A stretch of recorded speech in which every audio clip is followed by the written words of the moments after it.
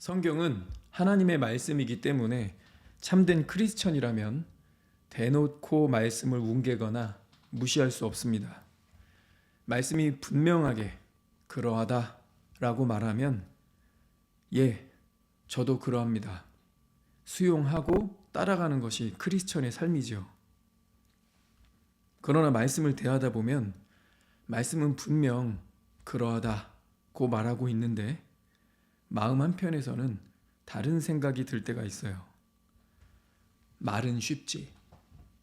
이것은 이상적인 얘기가 아닐까? 예를 들면 항상 기뻐하라. 쉬지 말고 기도하라. 범사에 감사하라. 기쁠 때는 기뻐하라고 누가 말하지 않아도 기뻐합니다. 기쁜 일이 생기면, 마음에 즐거운 일이 생기면 입꼬리가 올라가고 자연히 미소를 띠지요. 그러면 생각해 보세요. 항상 기뻐하라는 이 말씀은 크리스천이 언제 기뻐해야 한다는 겁니까? 기쁘지 않은 순간들, 감정적으로 도저히 기쁨이 안 느껴지는 그런 순간에 그때에도 기뻐하라는 것입니다. 주님은 기뻐하라고 하시면서 항상 그러하라고 말씀하셨어요. 대통령이 불법으로 탄핵되고 헌법재판소는 위법하게 변론을 하더니 결국 파면까지 이르렀습니다. 본 말씀에 항상에 포함될까요?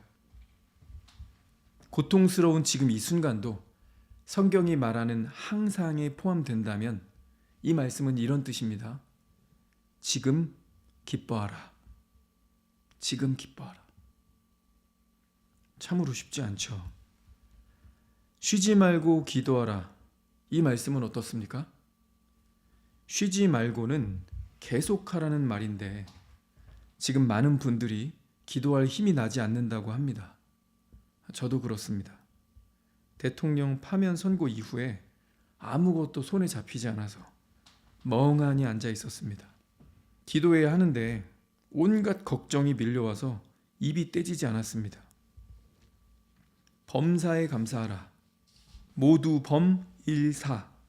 모든 일에 감사하라는 건데 좋은 일, 기대한 일이 이루어졌을 때, 소원이 성취되고 바라던 대로 되었을 때 그때는 누가 시키지 않아도 감사가 나오죠.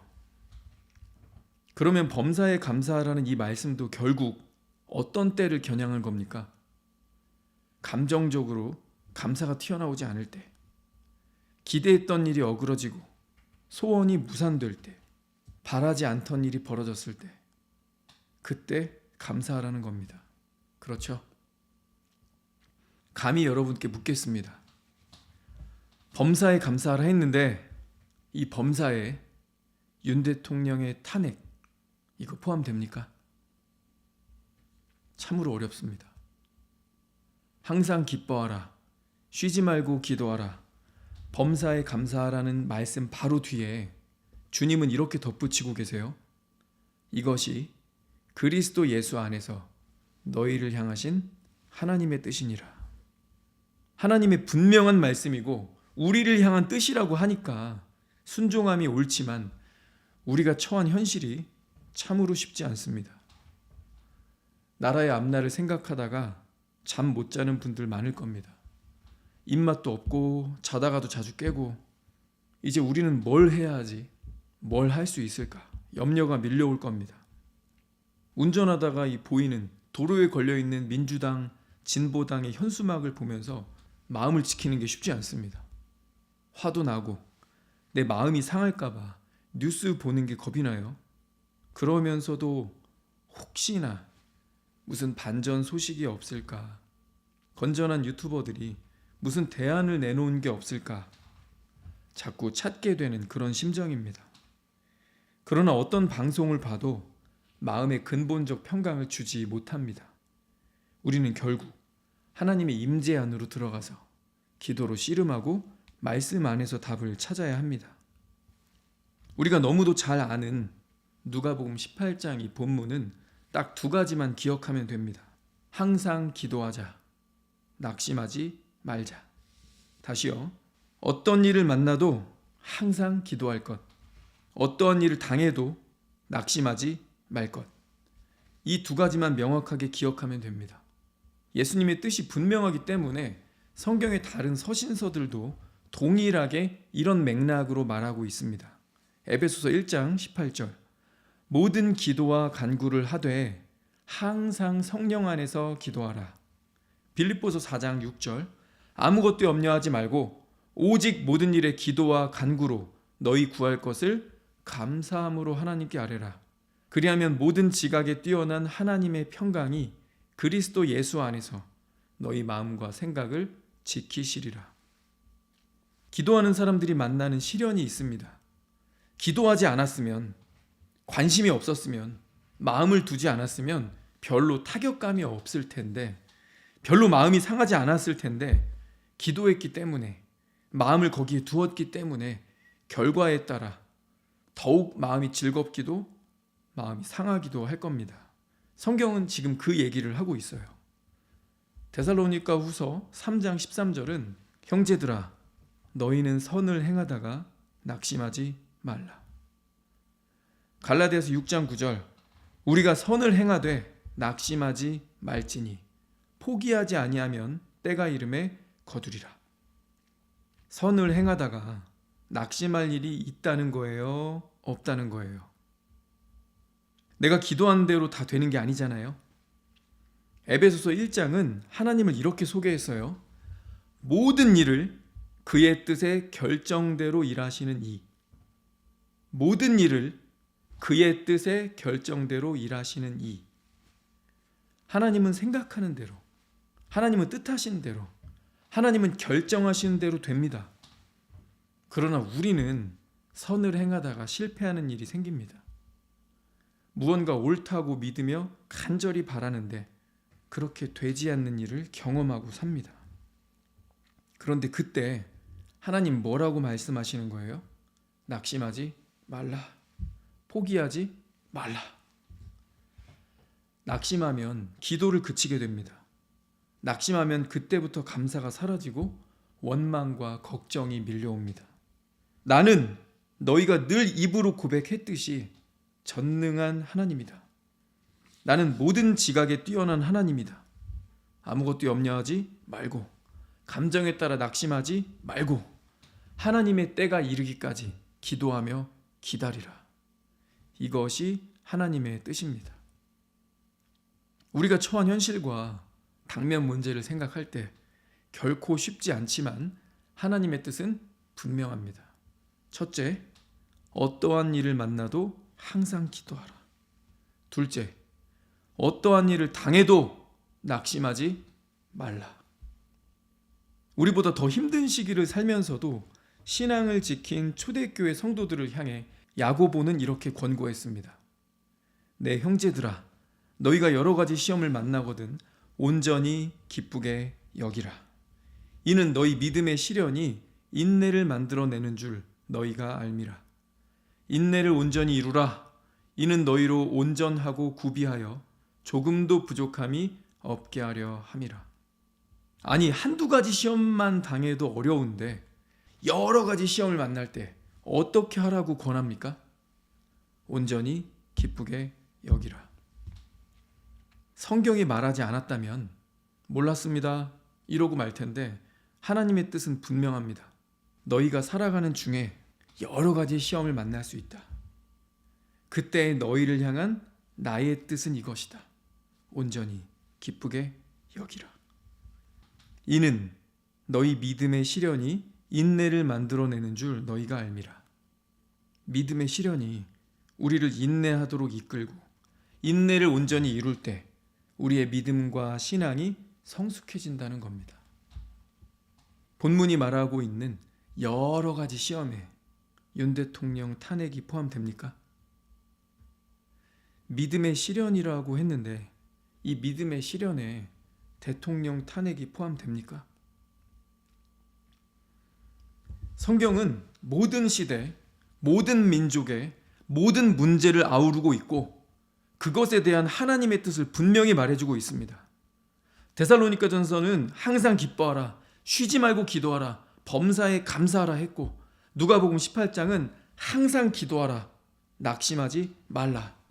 에베소서, 빌립보서, 갈라디아서 내내 항상 기도하라. 아무것도 염려하지 말고 하나님께 아뢰라. 방금 읽었던 야고보도 마찬가지였죠. 여러 가지 시험을 만나거든 온전히 기쁘게 여기라. 믿음의 시련을 겪게 될 때 인내하라. 하나님의 때를 기다리며 포기하지 말라. 다시 오늘 본문 누가복음 18장을 봅시다. 예수님이 비슷한 의미의 부사어를 반복 사용했다고 했죠.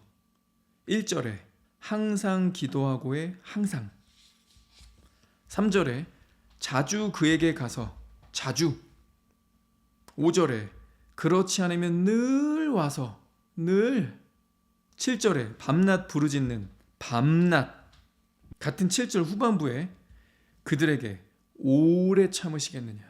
오래. 항상, 자주, 늘, 밤낮, 오래. 이 5가지 표현은요, 반복의 의미를 담고 있죠.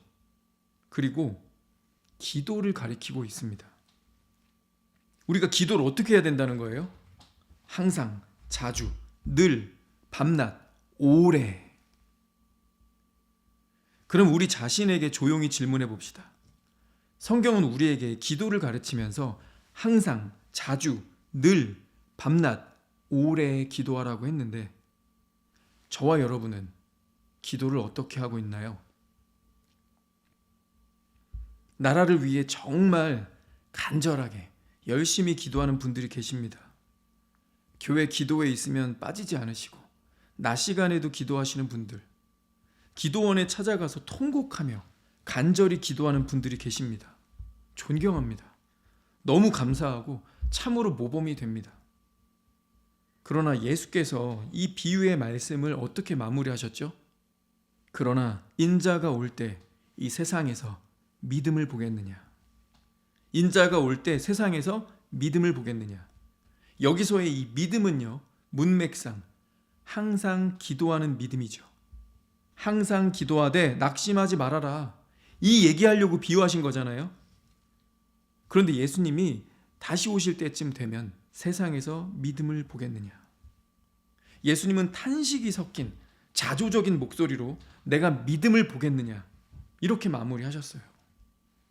이건 이 말이죠. 예수님이 오실 때 세상의 끝이 임박할수록 교회들이 잠자고 교회들이 기도하지 않고 교회들이 기도하다가 바라는 대로 되지 않자 낙심에 빠질 수 있다는 미래의 예언이었고 경고입니다. 이것은 우리 시대 교회들의 그대로 나타나고 있는 현실입니다. 교인들도 애나 어른이나 할 거 없이 다 스마트폰에 중독돼서 수많은 시간을 여기에 헌납하고 있습니다. 기도에 나오지 않습니다. 예배 중에도 스마트폰을 만지작 하고요. 예배 끝나자마자 폰부터 확인합니다. 교회를 나가면요. 집에 혼자 있으면요. 대부분 뭐 할까요? 이번 주 수요일에 미국 연방경찰청 FBI가 정보를 줘서 동해안 강릉에 들어오는 선박에서 코카인 마약을 무려 2톤이나 적발하는 사건이 있었습니다. 우리나라 시가로 2조 원이나 되는 물량이래요. 여러분 집에서 밀가루 사용하시죠? 가루로 되어 있는 것이 2톤이나 되려면 그 양이 얼마나 쌓여 있어야 될까요? 이 사건이 있기 전까지는 대한민국에서 마약을 밀거래하다가 적발된 최대 양이 400kg 정도였거든요. 이번에 그 5배가 들어온 겁니다. 배 한 구석에 2톤이나 되는 물량이 쌓여 있었어요. 우리나라를 뭘로 본 겁니까? 훈련된 개들이 냄새를 기가 막히게 맡습니다. 물로 채우고 밀봉을 해도요 찾아냅니다. 그런데 한 구석에 2000kg이나 되는 엄청난 양을 쌓아서 들어올 정도면 이거 안 걸릴 거라고 그냥 믿고 들어온 거죠. 그만큼 우리나라가 이제 마약 청정국이 아니라는 겁니다. 그냥 막 여기저기 마약 단속이 구멍 났다는 거죠. 하도 답답하니까 미국 FBI가 알려준 겁니다. 2조 원이나 되는 물량, 대한민국 국민 모두가 복용해도 남는 6,300만 명 분량의 마약이 들어왔습니다. 그 마약 우리나라 시장에 풀렸으면 어떻게 되는 거예요? 마약은 분명 문제 있습니다. 마약 중독되면 큰일 납니다. 안 되는 일이에요. 폐가 망신합니다. 문제제기 해야죠. 절대 안 되는 겁니다. 그런데요, 스마트폰 중독은 괜찮습니까? 이게 무서운 겁니다. 알코올 중독은 안 되고 마약 중독은 더더욱 안 되고 거기에 몸을 바치고 돈을 바치고 인생 바치고 폐가 망신 당하는 것 안 되는 것이죠. 그런데 스마트폰 중독은 괜찮은 겁니까? 부부끼리 스마트폰 시청량 공유할 수 있습니까? 저는 제 자신을 믿지 않습니다. 그래서 어떻게 스스로 바리케이드를 치냐면 예전에 쓰던 스마트폰 공기계 집에 하나씩 있으시죠? 아빠가 뭘 봤는지 저희 애들이 시청 목록을 볼 수 있도록 같은 계정을 걸어두었습니다. 일부러 그렇게 했습니다. 제 아내도 볼 수 있습니다. 일부러 제 자신에게 바리케이드를 친 거예요. 썸네일 여시시한 거. 남자들이 연약함이 있습니다. 이 육신의 본성과 안목의 정욕을 자극하는 취약점이 있어요. 자기도 모르게 때로는 알면서도 일부러 클릭하고 들어갑니다. 그런데 바리케이드를 쳐놓으면 어떻죠? 스스로 주의할 수밖에 없습니다. 내가 내 자유를 스스로 제한한 겁니다. 왜요? 바리케이드가 없으면 어디로 갈지, 얼마나 갈지 모르는 겁니다. 내 자신을 하나님 앞에 지키고 싶어서 가족이 볼 수 있도록 계정을 오픈하는 바리케이드를 쳤어요. 여러분도 죄 짓고 즐겁지 않잖아요. 양심의 거리낌이 있지 않습니까? 쇼츠 그 짧은 거 몇 개만 볼 줄 알았는데 그 1분도 채 되지 않는 쇼츠 몇 개가 5분, 10분, 30분 그러다 이미 1시간이 넘어가는 그런 경험들 일부 사람들의 이야기가 아닙니다. 은밀함과 사생활을 즐기면서 성경이 분명하게 말씀한 세월을 아끼라 때가 악하니라. 너희가 어떻게 행할지를 자세히 주의하여 지혜 없는 자같이 하지 말고 오직 지혜 있는 자같이 하여 세월을 아끼라 때가 악하니라. 그러므로 어리석은 자가 되지 말고 오직 주의 뜻이 무엇인가 이해하라. 세월을 낭비하는 것, 시간을 허비하는 것, 하나님이 분명 심판하실 일입니다. 교인들은 열애됩니까? 아닙니다. 내가 시간을 낭비했구나.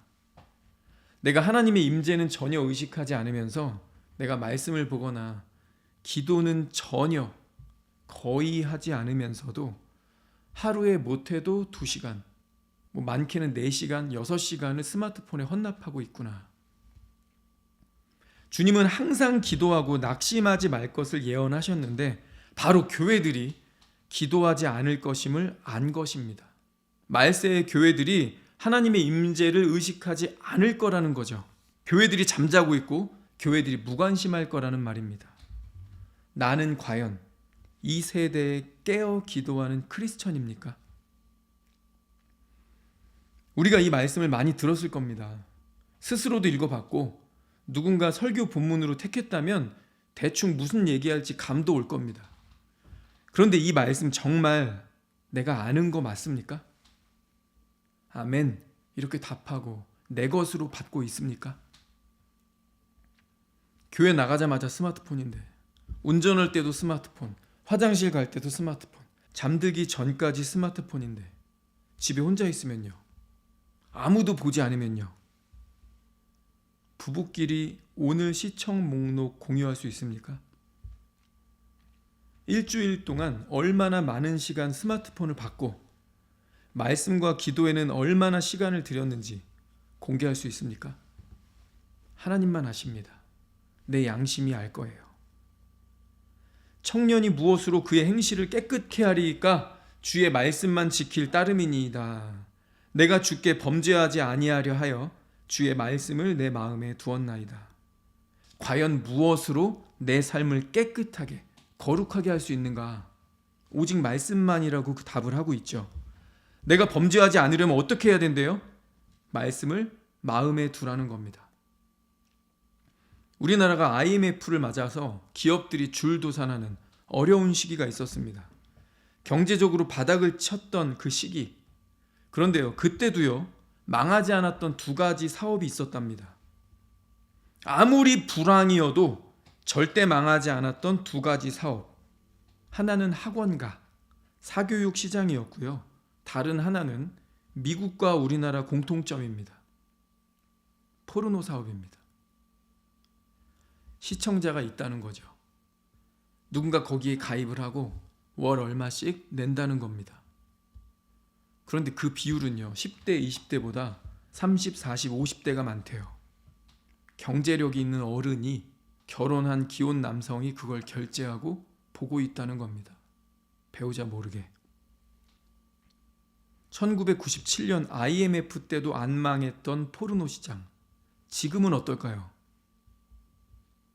스마트폰이 있는데 누가 비디오 테이프를 삽니까? 누가 PC로 다운받아서 봅니까? 내 손에 들린 이 스마트폰으로 쉽게 은밀하게 볼 수 있게 됐습니다. 여성들은 어떻습니까? 드라마 얼마나 보세요? 넷플릭스, 티빙, 웨이브, 쿠팡 플레이. 직장 생활하기 때문에 그깟 커피 몇 잔 값 결제하는 거 어렵지 않습니다. 편하게 보고 싶은 거 다 봅니다. 유튜브로 정리된 거 보다가 재미있겠다 싶으면 OTT 찾아 들어가서 몇 시간씩 정주행합니다. 교회 가서 예배 참석하는 것은 일주일에 고작 한두 시간이지만 비교도 할 수 없는 수많은 시간을 스마트폰에 헌납하고 있는 것입니다. 남녀가 보는 장르만 다를 뿐 결국 말씀과 기도가 아닌 것은 동일하죠. 말씀을 거리두기 하면, 하나님의 임재를 의식하지 않으면, 스마트폰에 내 시선을 맞추고 거기에 시간을 허비하다 보면 기도의 자리에 나가지 않을 것입니다. 새벽 기도, 수요일 예배, 금요일엔 철야 기도 하겠다고 기도원을 찾으시는 우리 어른들이 계십니다. 반대로 많은 젊은이들이 토요일에 출근을 하지 않는다고 새벽 2, 3시 넘어서까지 이 스마트폰 붙들고 뭔가를 보고 또 봅니다. 토요일에 12시에서 1시까지 자고 일어나서 다시 스마트폰을 클릭하고 두리번거립니다. 신앙의 유산을 물려주지 못하고 다음 세대를 잃어버리고 있습니다. 교회가 빛이어야 하는데 하나님이 아직 휴거의 나팔을 불지 않으신 이유가 우리를 빛으로 삼으시고 우리를 소금으로 사용하시기 위함인데, 소금이 만일 그 맛을 잃으면 무엇으로 짜게 하리요? 우리가 맛을 잃고 그리스도의 생명의 빛을 잃었어요. 짠맛이 없고 거룩하게 빛나지 않는다면, 세상을 똑 닮아서 구별되지 않는다면 하나님이 그 나라를 그냥 두실까요? 지금까지 누가복음 18장을 여러 번 읽어봤고 들어봤고 안다고 생각했지만 단 한 번도 이렇게 예수님이 말씀하신 대로 항상, 자주, 늘, 밤낮, 오래 이렇게 기도해 본 적 없을 수 있어요. 항상 그래야 하는데 나는 전무했구나. 이제라도 그렇게 해보자. 기도하지 않고는 불안하니까. 기도하지 않고는 살 수 없으니까. 기도하지 않으면 염려가 밀려오고 내 삶이 무너지고 힘드니까. 이것이 기회일 수 있겠다. 둥지를 흩으시고 둥지 밖으로 절벽으로 몰아내셨네. 우리 이렇게 노래도 불렀잖아요. 크리스천의 역사가 사실 이랬죠. 하나님은 고난 가운데서 우리를 구원하기도 하시지만요, 많은 경우 우리를 고난 가운데 두시면서 우리를 연단하십니다. 그리고 끝에 역전하시는 거죠. 그래서 우리는 낙심하지 않습니다. 낙심된 마음에 사로잡혔다가도 오뚜기처럼 다시 일어나야 합니다. 아직 싸워야 하니까.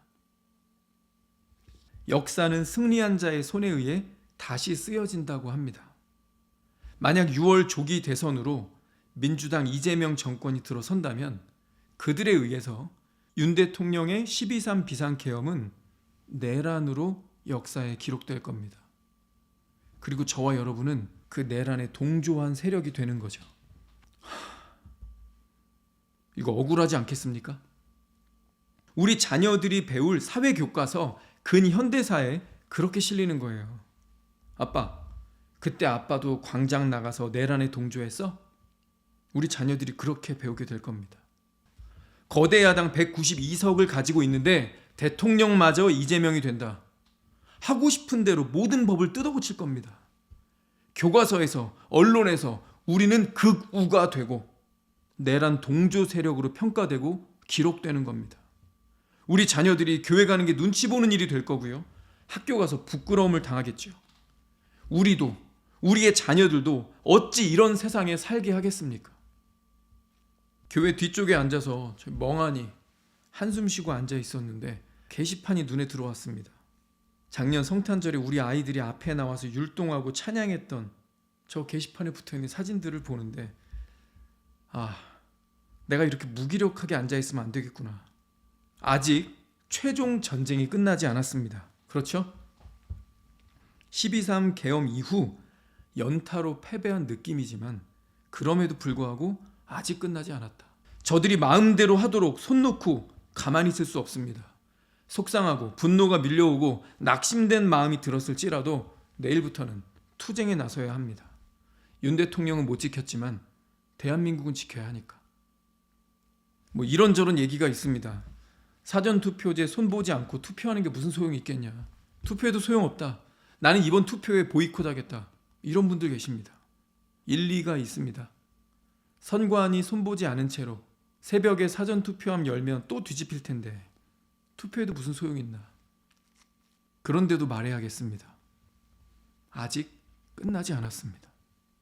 하나님은 하실 수 있습니다. 그래서 우리가 기도하고 하나님께 신뢰를 두는 거 아닙니까? 우리가 상황을 무시하거나 현실을 부정하지는 맙시다. 그러나 동시에 하나님의 능력과 하나님의 주권도 부정하지 맙시다. 모든 일을 그분의 뜻의 결정대로 일하시는 모든 일을 그분의 뜻의 결정대로 일하시는 이 모든 일에 투표 들어가죠. 이번 선거 들어갑니다. 하나님이 그런 분이시잖아요. 그분이 어떤 뜻을 가지고 계신지 아직 우리 모르잖아요. 그럼 아직 우리 포기하면 안 됩니다. 우리에게는 여전히 희망이 있습니다. 이승만 대통령 시절 국민들 중 73%가 공산주의 지지했습니다. 다 밀려서 낙동강 이남밖에 남지 않았어요. 무기도 부족하고 전력에서 압도적으로 밀리고 전의를 상실한 이 나라에 하나님 메가더 장군을 보내십니다. 5,000분의 1 확률을 뚫고 인천 상륙작전을 성공케 하셨습니다. 단번에 전세가 역전돼서 대한민국을 구원하시고 오늘에 이르게 하셨습니다. 지금보다 더한 상황에서도 역전시키신 분이니 우리 아직 희망을 버리지 맙시다. 박 대통령 지지율이 10%를 넘기지 못할 만큼 떨어져서 탄핵이 됐죠. 좌파가 기세 등등 압도적으로 이길 줄 알았어요. 결과 어땠습니까? 문재인, 박근혜 대통령 후보로 나왔을 때요. 문재인 48, 박근혜 51%, 박 대통령 51%로 당선됐습니다. 그런데 박근혜 대통령이 탄핵이 됐으니 문재인 이 좌파 지지율이 훨씬 높게 나와서 문재인이 대통령 될 줄 알았어요. 결과는 어땠죠? 아니었습니다. 더 안 나왔어요. 문재인 고작 41%로 대통령 됐습니다. 홍준표 24%, 안철수 21%, 유승민이 6%, 분열해서 진 겁니다.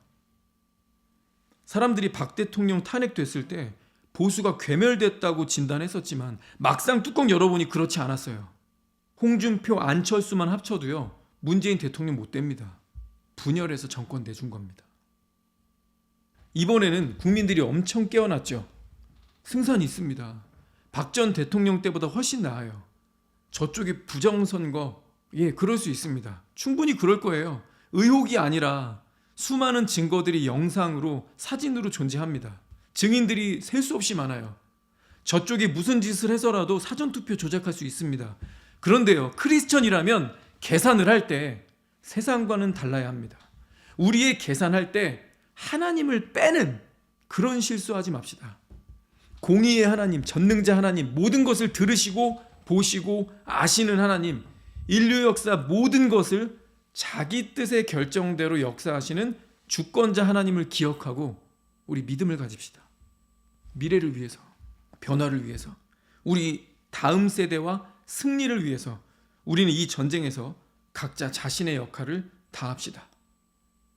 세상은 지금 빛을 보고 싶어 합니다. 희망을 찾고 있습니다. 세상이 참 크리스천을 가장 필요로 할 때입니다.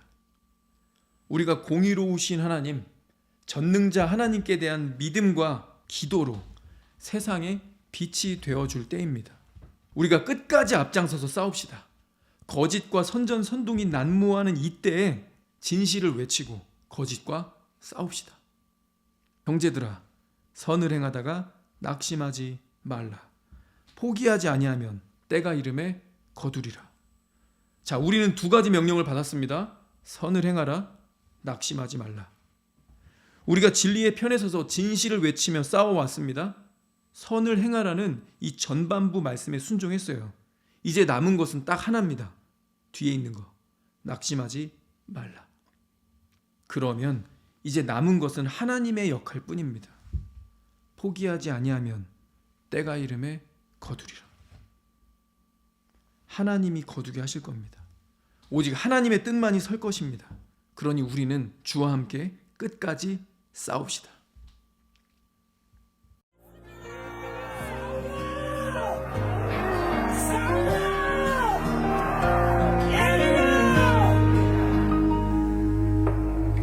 어둠이 내려앉은 이 길, 침묵 속에 외침을 들어봐. 조작된 거짓 속에 갇힌 진실을 밝히는 이 순간, 타오르는 불꽃이 되어 무너진 정의를 되돌려. Make Korea great again. 우린 빛을 되찾을 거야.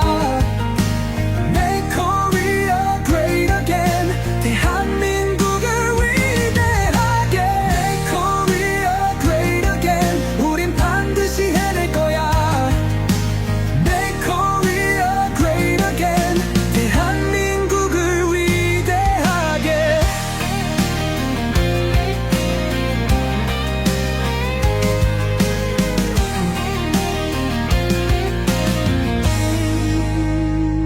조국을 지키던 수많은 눈물이